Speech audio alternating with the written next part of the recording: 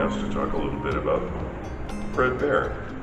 Fred Bear was an interesting guy. He was born in Pennsylvania in 1902, died in the upper part of the lower peninsula of Michigan in 1988.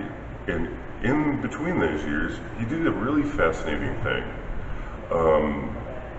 Started out before the Depression as a young man working in a print shop, making silk screens for, of all things, car covers for the wheel covers of the cars that sat on the back. Unfortunately, it went out of business. They did a lot of business with Chrysler, but then they went out of business and the place burned, and then there was a Great Depression. So he wasn't really sure what to do. He took another job. And he started to get, in his late 20s, interested in archery. He was a terrible archer. He'll tell you, he would have told you himself, he was a snap shooter, which is kind of a bad thing. You tend to freeze and then let go, and so aiming becomes very difficult. There's a grace and a style to the pull and switch, which took him, he said, several years to develop. I don't blame him. It looks difficult. He was working again. He started a little business himself with his partner, and they started doing silk screening again, and oddly for car wheel covers. And he had a little shop in the back off of his office where he started to fiddle with different sort of materials and making bows. And one day this guy came by, and he was a salesman for Corning Glass, and he had this brand new product called fiberglass. And as he explained it, it's tempered glass woven together that flexes but always returns to its original shape. And now the genius of Fred Bear is that he could take unrelated pieces and combine them in a concept that worked. I think one of the syncretic things about this show is when you look at it, Robert McFate does the same thing. If you look at his found art pieces, where he's found just random pieces of metal or something lying on the ground, and he makes these amazing, not just portraits, but he captures expression with them. And I think that what I find always most fascinating about his work is that he sees down deep in, and then when he makes the art, he comes back out with it. If you look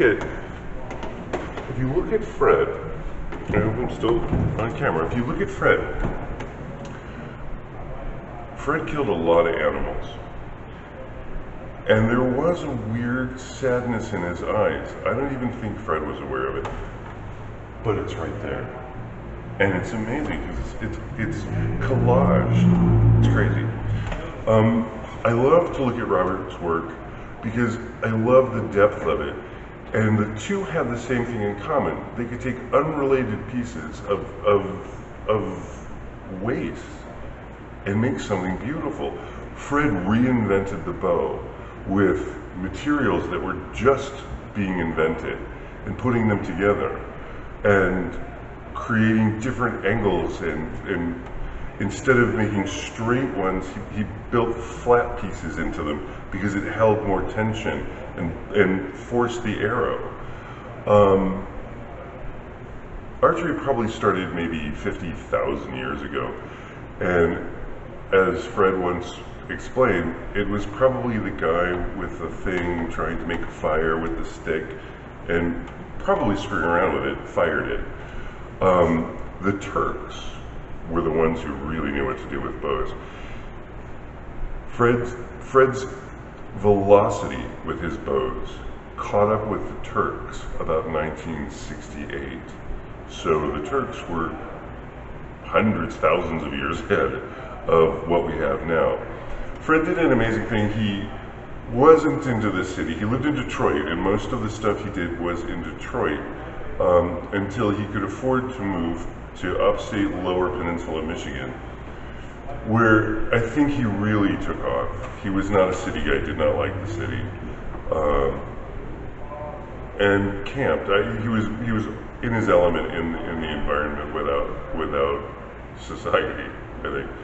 But did amazing things. Started all kinds of little archery clubs. Got a lot of things changed so that it was more regimented, and though I am no fan of killing animals for any reason, and I don't really understand the need for people to do that. I understand that people do it and they feel very into it, I guess would be the best thing to say. He made it more humane, and I think that that's probably might be his greatest legacy. Thank you for watching.